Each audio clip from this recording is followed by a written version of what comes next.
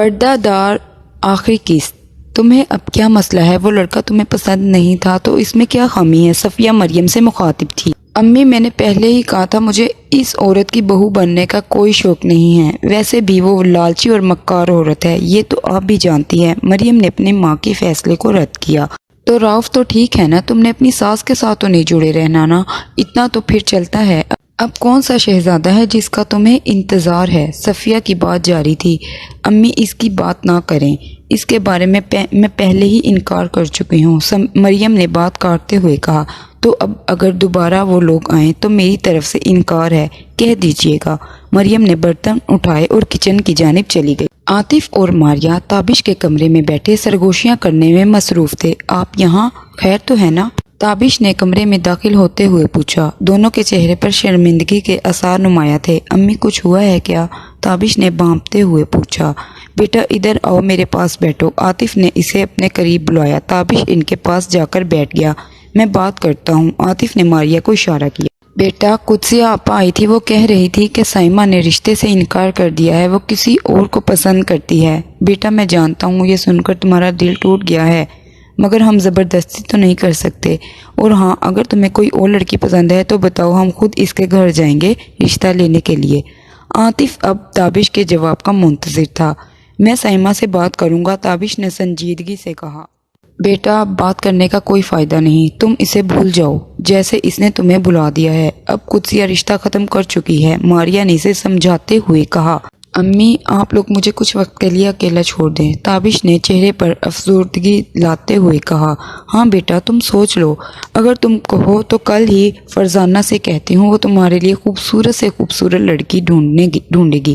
ماریہ اٹھتے ہوئے بولی۔ امی آپ رہنے دیں، مجھے کچھ دیر کے لیے تنہائی چاہیے۔ تابش نے اپنی بات دہرائی۔ دونوں آہستگی سے کمرے سے نکل گئے۔ ارے کچھ نہیں، میں نے سمجھایا ہے، سمجھ جائے گا۔ عاطف جاتے ہوئے سرگوشیاں کر رہا تھا۔ تابش نے دروازہ بند کیا اور اس کے چہرے پر مسکراہٹ چھا گئی۔ جیسا اس نے چاہا تھا بالکل ویسا ہوا۔ صبح کے 9 بج رہے تھے۔ دروازے پر دستک ہوئی تھی۔ صفیہ نے دیوار کا سہارا لیتے ہوئے دروازہ کھولا۔ السلام علیکم آنٹی، میں تابش ہوں، تابش نے بتایا۔ وعلیکم السلام بیٹا۔ تابش بیٹا اندر آ جاؤ، صفیہ نے اسے اندر آنے کا کہا۔ حال احوال کے بعد تابش نے مریم کے بارے میں پوچھا۔ بیٹا میں جانتی ہوں وہ تمہیں پسند کرتی ہے، مگر اس بات سے ڈر رہی ہے کہ کہیں تمہارے گھر والے ٹکرا نہ دیں، صفیہ نے اسے اندازاً بتایا۔ یہ سن کر تابش کے چہرے پر مسکراہٹ پھیل گئی۔ آنٹی اسے میرا یقین کرنا چاہیے، میں اس کے ساتھ ایسا کچھ بھی نہیں ہونے دوں گا، تابش نے یقین دہانی کرواتے ہوئے کہا۔ وہ ایسے نہیں مانے گی، میرے پاس ایک ترکیب ہے، اگر تم ایسا کر سکو، صفیہ نے ہلکا سا مسکراتے ہوئے کہا۔ آنٹی آپ جانتی ہیں میں مریم کے لیے کچھ بھی کرنے کے لیے تیار ہوں، پلیز بتائیں، تابش نے سنجیدگی سے کہا۔ شام ہو چکی تھی۔ مریم کمرے میں بیٹھی تھی، کچھ پڑھ رہی تھی۔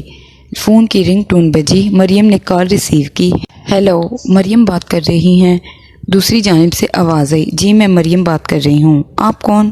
مریم نے جواب دیتے ہوئے پوچھا۔ یہاں ایک لڑکے کا ایکسیڈنٹ ہو گیا ہے جس کے کارڈ پر تابش لکھا ہوا ہے، اس کی حالت بہت زیادہ سیریس ہے، آپ کا نمبر اس کے فون سے ملا، اگر آپ اس کے رشتہ دار ہیں تو جلدی سے کریم ہاسپٹل پہنچ جائیں۔ دوسری جانب سے کال کاٹ دی گئی۔ مریم یہ سن کر لڑکھڑا سی گئی، جیسے اس کے پاؤں تلے سے زمین کھسک گئی ہو۔ اس کے دماغ میں کچھ نہیں آ رہا تھا۔ اس نے فوراً اس پرس اٹھایا اور کمرے سے باہر دروازے کی جانب بڑھ گئی۔ مریم بیٹا کہاں جا رہی ہو؟ صفیہ نے دروازہ کھولنے کی آواز سن کر کہا۔ امی آپ دروازہ بند کر لیں، مجھے دیر ہو جائے گی، مریم نے آنسو پوچھتے ہوئے جواب دیا اور جلدی سے اسٹاف کی جانب بڑھ گئی۔ وہ ہاسپٹل پہنچ چکی تھی۔ عاطف اور اس کی فیملی ICU کے باہر افسردہ کھڑے ہوئے تھے۔ سمیر بھی وہاں ایک طرف کھڑا ہوا تھا۔ سمیر تابش کیسا ہے؟ اس کی حالت تو ٹھیک ہے نا؟ مریم نے خود کو سنبھالتے ہوئے پوچھا۔ سمیر نے سر ہلاتے ہوئے نہ کے اشارہ دیا۔ مریم کے دل کی دھڑکنیں تیز ہو چکی تھی، وہ دیوار کے ساتھ ٹیک لگا کر بیٹھ گئی تھی۔ بظاہر وہ اندر سے ٹوٹ چکی تھی۔ یہ سب کچھ میری وجہ سے ہوا ہے، وہ خود کو کوس رہی تھی۔ وی آر سوری، ڈاکٹر یہ کہتے ہوئے وہاں سے چلا گیا۔ نرما عاطف سے لپٹ کر رونے لگی۔ مریم کی آنکھوں سے لڑیوں کی مانند آنسو بہہ رہے تھے۔ دروازہ کھلا تو بے اختیار تابش کو دیکھنے کے لیے اندر کی طرف دوڑی۔ اندر گپ اندھیرا تھا۔ تابش بیڈ پر پڑا ہوا تھا۔ مجھے معاف کر دو تابش، مجھے معاف کر دو، میں نادان تھی، تمہاری محبت کو ٹھکرا دیا میں نے، تم یوں چھوڑ کر کیوں چلے گئے؟ مریم کی بات جاری تھی۔ میں تو تمہارے پاس ہوں، تمہارے دل میں۔ تابش بیڈ سے اٹھ گیا تھا۔ تم زندہ ہو؟ مریم تابش سے لپٹ گئی تھی۔ کمرے کی لائٹیں روشن ہو چکی تھی۔ پورے کمرے کو خوبصورت پھولوں اور غباروں سے سجایا ہوا تھا۔ سبھی اندر آ چکے تھے اور سبھی کے چہرے پر مسکراہٹ تھی۔ ہاں میں زندہ ہوں، اور سچ بولوں تو آج سے زندہ ہوا ہوں، پہلے تو زندگی کا احساس ہی نہیں تھا۔ تابش نے اس کا ہاتھ تھامتے ہوئے کہا، اب تو تمہاری محبت عیاں ہو چکی ہے مریم، پہلے تو مجھے یوں یک طرفہ محبت کا دکھ تھا، مگر آج اتنی خوشی ہوئی کہ اس درد کا احساس تک نہیں رہا۔ مجھ سے شادی کرو گی؟ تابش نے اسے شادی کے لیے پرپوز کیا۔ مریم نے پاس کھڑے ہوئے لوگوں کی جانب دیکھا۔ صفیہ بھی وہاں کھڑی ہوئی تھی۔ امی آپ یہاں؟ مریم کے منہ سے بے اختیار نکلا، یہ سارا آئیڈیا آنٹی کا تھا، انہوں نے مجھے ایسے کرنے کو کہا تھا اور یہ کام بھی کر گیا ہے۔ تابش مسکراتے ہوئے بولا۔ صفیہ نے اسے سر ہلاتے ہوئے اسے ہاں کرنے کو کہا۔ مریم نے تابش کی جانب دیکھا تو تھوڑا سا سوچا اور پھر ہاں کہہ دیا۔ سبھی خوشی میں جھوم اٹھے اور تالیاں بجائیں۔ شادی کے لیے دن مخصوص کر لیا گیا تھا۔ صفیہ کو آنکھوں کے علاج کے لیے ہاسپٹل داخل کروایا گیا تھا، جس کا سارا خرچہ عاطف صاحب نے اٹھانے کا ذمہ لیا تھا۔ مہینے کے بعد سٹیج کو پھولوں سے سجایا گیا تھا۔ پورا گھر مختلف رنگوں کی روشنیوں سے منور تھا۔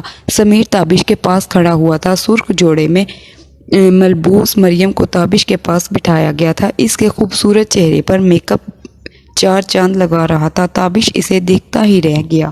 لوگ شادی کا تحفہ شادی کی رات کو دیتے ہیں، مگر میرے پاس تمہارے لیے 2 تحفے ہیں، ایک ابھی اسی وقت دینا چاہتا ہوں، نکاح سے بھی پہلے۔ تابش نے سرگوشی کی۔ کیا؟ کون سا تحفہ؟ مریم نے پوچھا۔ تابش نے عاطف کو اشارہ کیا۔ عاطف نے راستہ چھوڑا۔ صفیہ اپنے قدموں پر چلتے ہوئے اس کی جانب بڑھی۔ اس کی آنکھیں ٹھیک ہو چکی تھی، اب وہ دیکھ سکتی تھی۔ مریم کو حیرت کا جھٹکا سا لگا، وہ سرپرائز تھی۔ یہ دیکھتے ہی وہ اپنی جگہ سے اٹھی اور صفیہ کی طرف لپکی۔ وہ اسے لپٹ گئی۔ اس کی آنکھوں سے آنسو بہہ رہے تھے۔ کچھ دیر یوں ہی لپٹی رہی۔ صفیہ نے اس کا ماتھا چوما اور اسے بیٹھنے کو کہا اور خود اس کے پاس بیٹھ گئی۔ مریم کے چہرے سے خوشی چھلک رہی تھی۔ اس کا چہرہ پھولوں کی مانند کھل اٹھا تھا۔ تابش اسے یوں دیکھ کر بہت خوش تھا۔ وہاں شریک متعدد لوگوں کی آنکھیں بھیگ گئی تھی۔ مولوی صاحب نے مریم کی رضامندی کے لیے اس سے پوچھا۔ مریم نے تابش کی جانب دیکھا اور پھر ہاں کہہ دیا۔ سبھی تابش کو مبارک دے رہے تھے۔ مریم کو یہ سب کچھ خواب سا لگ رہا تھا، مگر یہ سب کچھ حقیقت تھا، اور ایک سچی اور حقیقی محبت کا شاہکار بھی۔